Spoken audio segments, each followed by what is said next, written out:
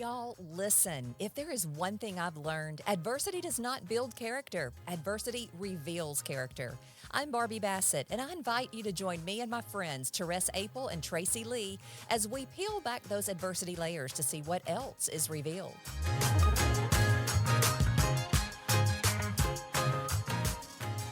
And we are going to get started with our podcast here shortly. But first, we must say a big thank you to Blair's Enterprises, LLC. They are family owned and operated right here in Central Mississippi.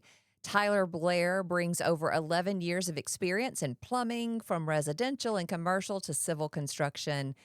Blair's Enterprises offers lawn care and pressure washing to keep your home looking its best. In fact, at Blair's Enterprises, family comes first. They treat everybody like one of their own. For insured professional service that puts satisfaction first, call 601-832-8791 or 601-927-7483 today. Welcome back to Y'all Listen Here. I've got my good friend Therese Apel with Dark Horse Press. Hey, Therese. Well, hello, Barbie. Glad to be here again still. We are here again That's right. still. And of course, we're missing Tracy Lee with your hometown country, US 96.3. Tracy, I think, is she at the Grand Ole Opry this week or something like that? So I think she is something like that. Yeah. She's not at the Grand Ole Opry, but she's got some trip that she's going on that's this week, and it is big like that. We expect a postcard, Tracy. That's right. all we're going to say. But Tracy will be joining us again very, very soon. But we are thrilled to have Reverend Barbara Taylor with the First Global United Methodist Church in Richland. Barbara, you were with us on our last podcast. Welcome again. We had such a good conversation last time that we thought, you know what? Let's continue this conversation because you dropped some really good nuggets in that podcast. Go back and listen to it, by the way, if you missed it. But this time we wanted to kind of expand a little bit more on how do you minister to other people or share Jesus with people who really couldn't care less? Well, I do think that building relationships is key, especially if it's like a member in the community or someone that you know or a new friend. Mm-hmm. Building a relationship, I think, is how you kind of get the permission, so to speak, to go there. It does help when your congregation is really friendly, like mine is. They are precious, loving people. And when someone new comes in, they're like, hey, come sit by me. They never leave people just hanging out to dry. So I do think that helps to also put a good taste in someone's mouth about Christianity. But I do think our church has a community garden where anyone can come and pick food if their family needs a little extra or if there's some shut-ins that might need something. I think this has been a great way for us to share Jesus with people in the community.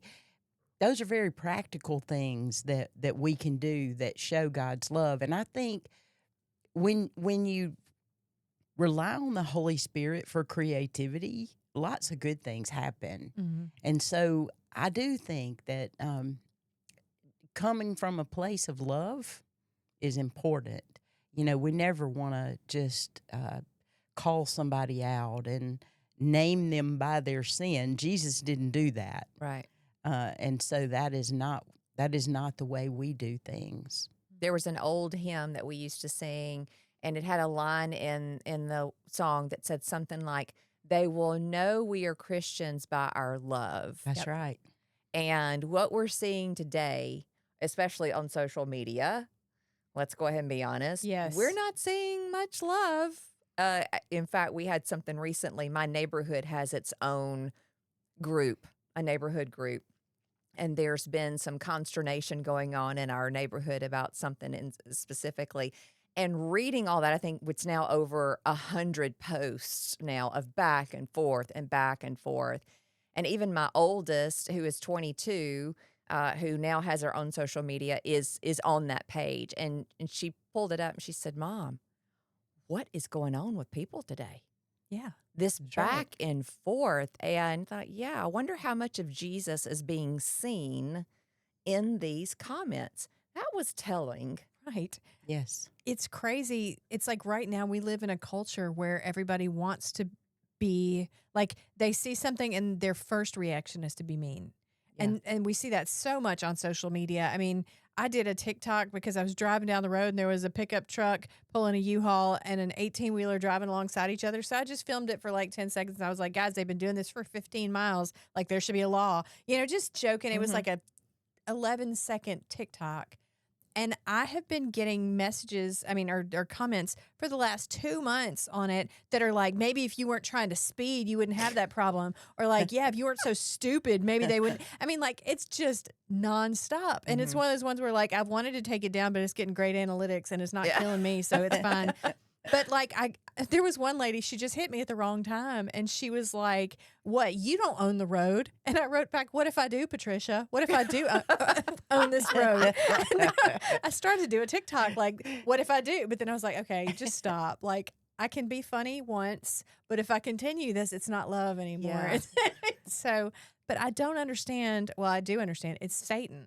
It's Yeah. demons that have gotten into us and made it so that is our first answer is to attack. And that's sad that we are now a society that feels so comfortable in attacking. That's true. What the heck? Yeah. Why are we in a society today that feels so at ease at immediately jumping out there?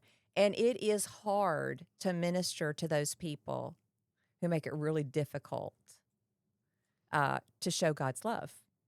It is.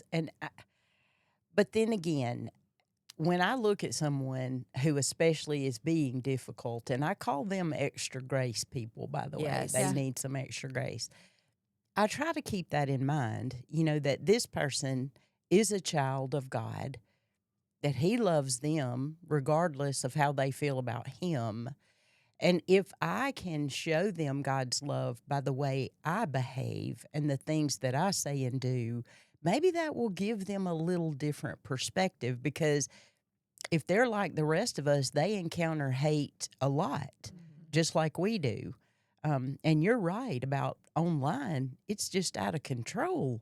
Yeah. I had to just stop reading about anything about Charlie Kirk because the hate. I was so unprepared for the hate that just flowed.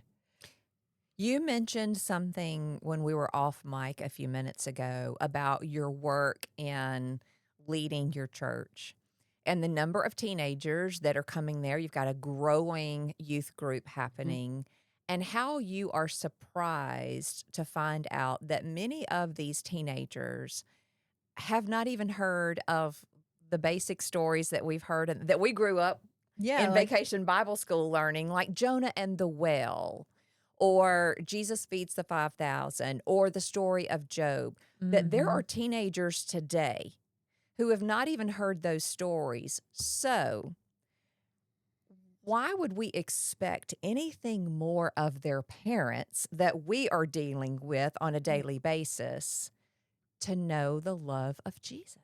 That's right.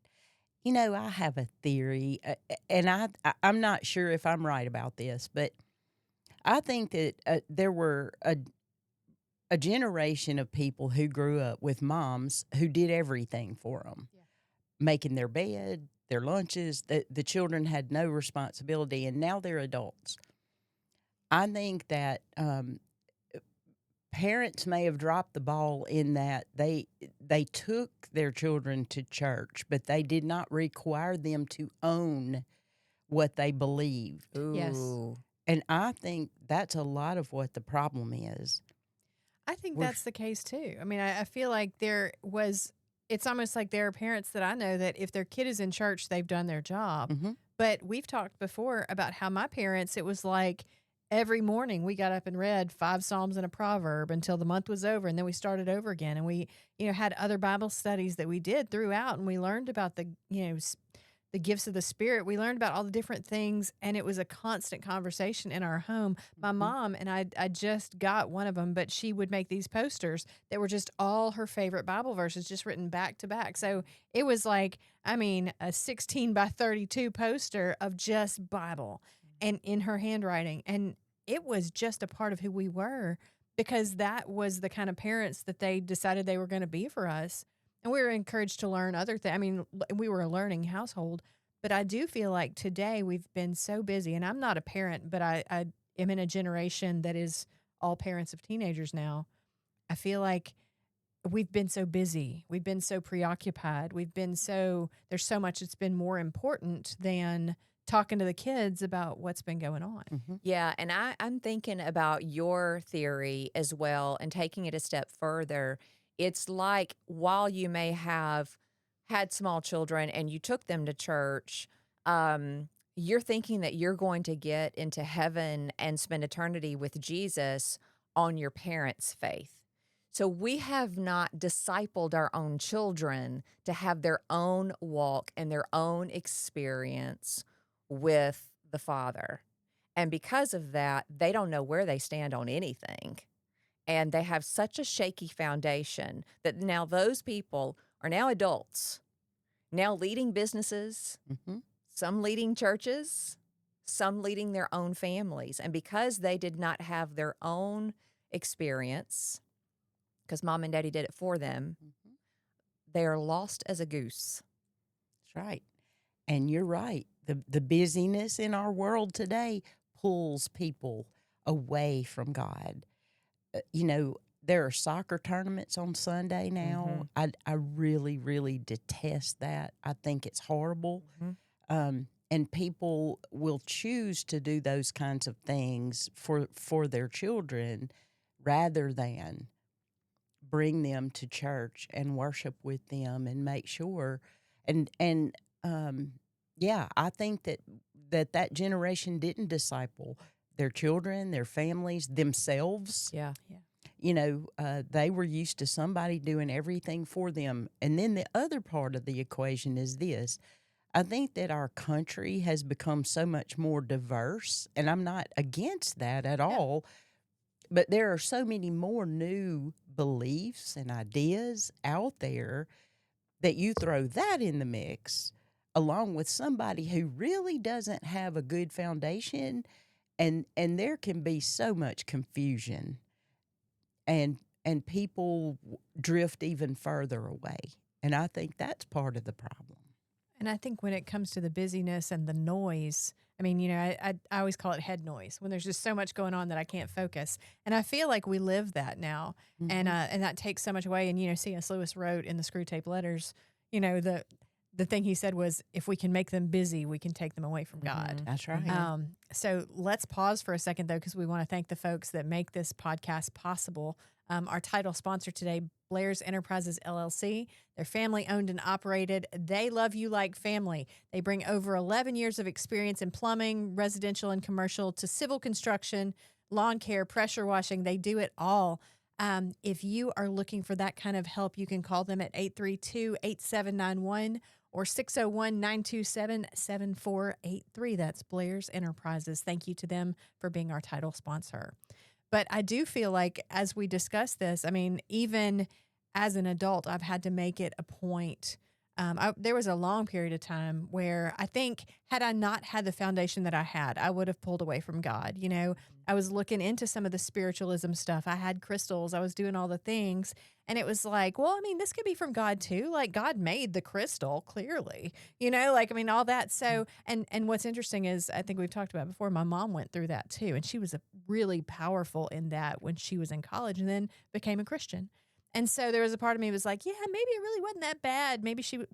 But so the thing is, then at some point, God pulled me back, and it has made me have to view everything from a different lens of like, in this world, the devil is really good at sneaking in there, and he's Mhm. really good at all that. And so the problem with all these Christians that are online, because that's where everybody is Mhm. now, And I'm going to call some of y'all out. I'm not by name, but if you've got Jesus as your profile picture or a Bible verse as your, main thing on your page or whatever, if you're posting that kind of stuff and the next thing you do is you get on there and like, you don't own the road, guess what? Everyone who's looking at you does not love Jesus through you and doesn't think Jesus loves them through you. You are actively hurting the gospel. You are actively sending people away from God in the church. You are actively helping people find their way to hell because that's how you're acting. And I want you to think about that next time you decide you're going to say something snarky on Facebook because it makes you feel good. Mm-hmm. Well, Satan doesn't have to defeat us. All he has to do is dilute us. Mm-hmm. And he has been quite busy at diluting Christians. Absolutely. Over the years. And because of what we were saying earlier, we don't have our own experience with God, and we're busy living off our parents' faith and our grandparents' faith. We have now got a culture and a society who are picking and choosing what they like about God and about Jesus. So they're God a la carte. They're Christian a la carte. Yep. They're picking and choosing what they like.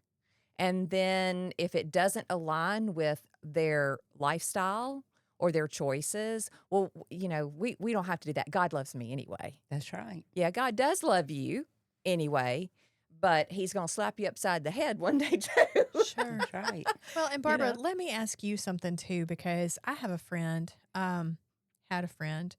He was very much outspoken about how he did not believe in God. If God was there, he didn't care to know anything about him. It was because he was raised in a Pentecostal church and he was gay. And they just treated him terribly. And so when he and I became friends, we had another Christian friend that would confront him about his lifestyle. And he would confide to me that, that didn't help. He was angry, shut up. He was still her friend because he's probably the most loving person I know. I mean, of all the people I know, all the Christians I know, this guy loved harder, loved better than so many of them. And in that, I would just sit and listen sometimes. And there was one time I said, do I agree? No. But do I think that I'm doing things that in God's eyes are probably the same? Yes. Sin is a sin, whatever. And so I always have wondered if I handled it right. He's not with us anymore. He has died. But the idea was, I know that a lot of churches, a lot of places would say, you got to tell him, you got to make sure he knows that what he's doing is wrong, whatever like that. But to me, it was like, he's been told. So somebody's got to come in here and be the hug that says, I know you're hurt. Mm-hmm. How does that fit into what we're talking about? I think that we do need to acknowledge that people do carry pain, and it is a real thing.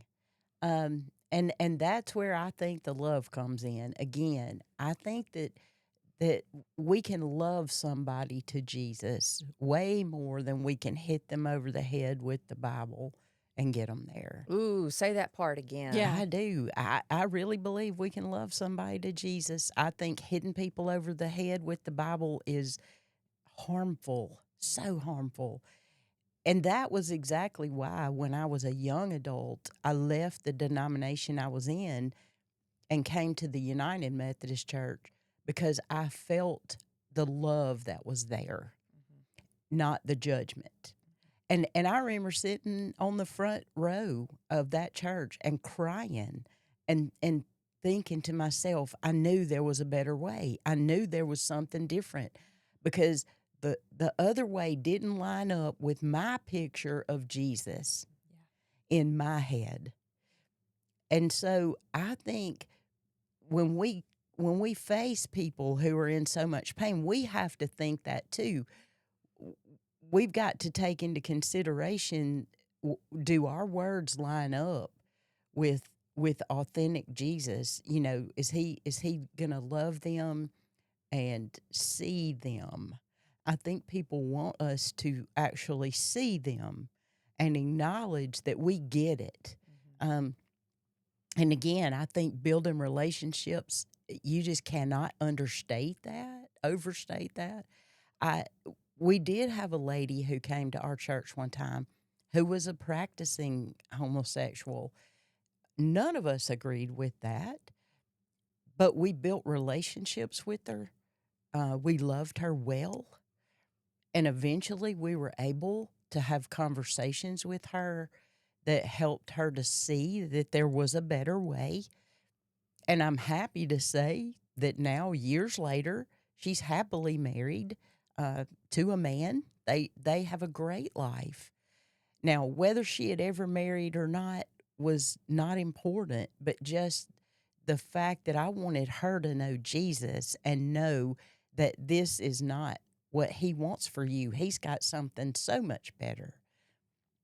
But it took all of us loving this person and walking with her and just acknowledging the things she would share with us from the past, the pain that she carried. She trusted us, and that was the bottom line. Yeah. Is it safe to say that judgment is from man, Mm-hmm. but conviction is from the Holy Spirit? Absolutely. You know, and you've used the word authenticity a couple of times. And that's something I always say, the truth has a sound. You know, like we recognize it when we hear it.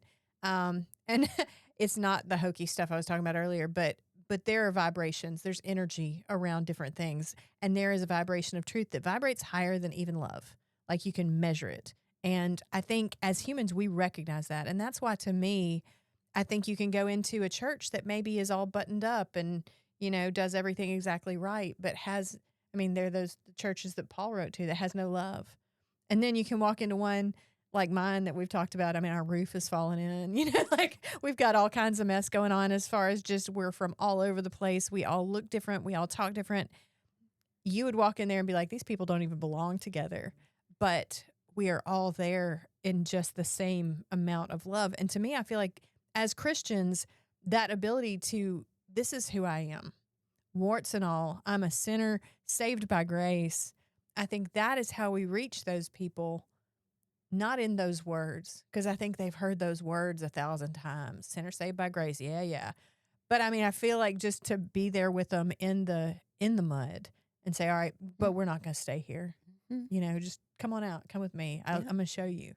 I feel like to me, that's the whole thing, because if you are who God made you, that's something people can sense about you. And one of the best compliments anybody has ever paid me was they said, "You are so real." Mm-hmm. We've never had a pastor that was so real. Yeah. I love that little part in the Velveteen Rabbit where he says, "Does it hurt to be real?" I'm thinking I might want that carved on my tombstone. Yeah. Yeah. You know, because my hair's falling out, my eyes are, you know, so yeah. Being real is so important. Jesus knows us. He knows when we're putting on airs. Yeah. He'll use us in so many neat places when we come as we are.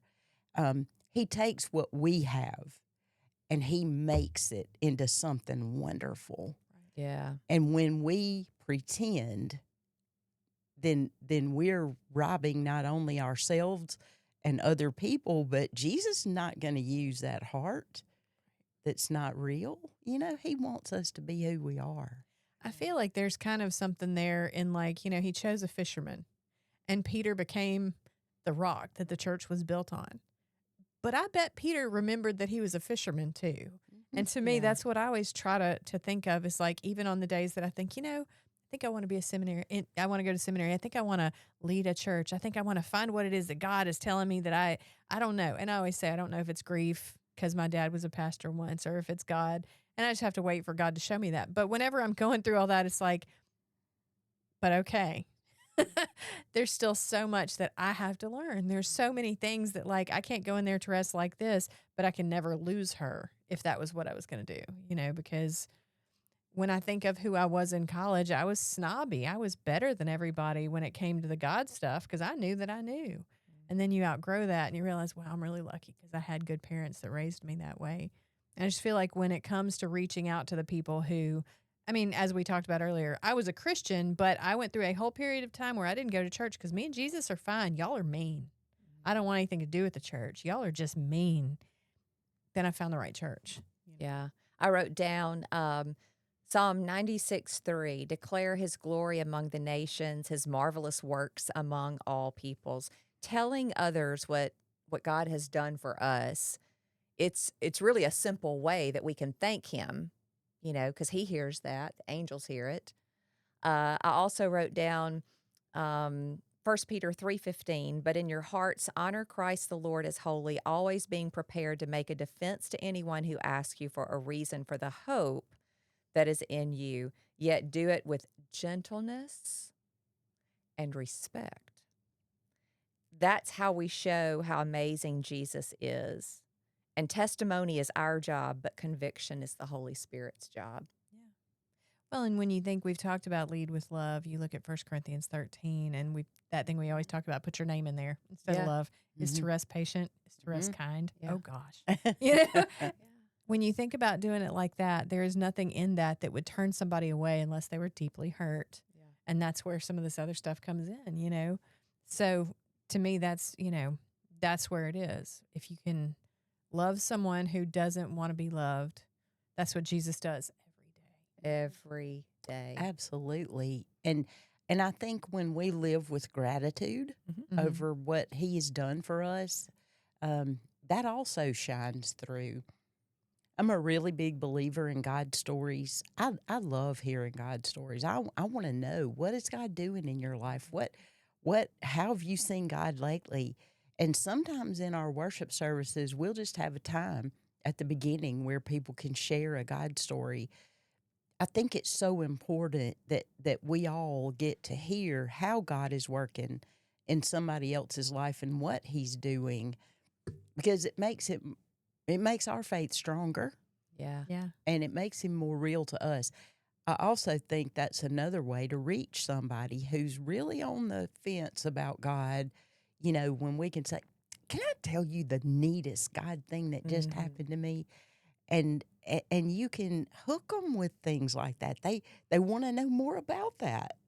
I love that. Well, just in case we have someone listening to our podcast right now who is interested in visiting your church, would you tell us where your church is located?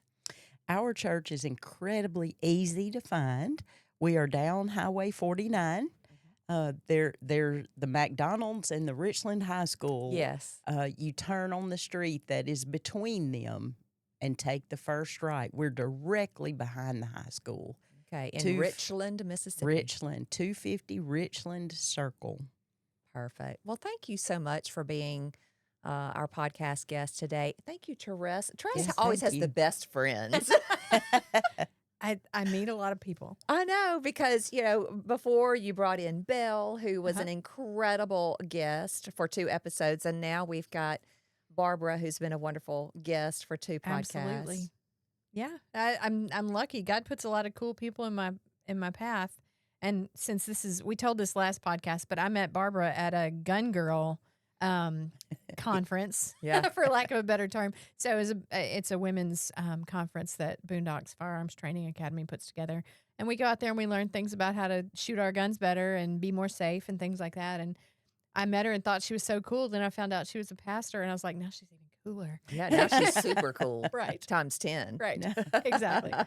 Well, we hope that you will join us on our Patreon channel, where we have a little bit more of a conversation that we can't have time for here on this podcast. We'll make sure that we put the link for you in the podcast so that way you can join us. Thank you again for being with us today, Barbara. And until next time, we will see you again on Y'all Listen Here.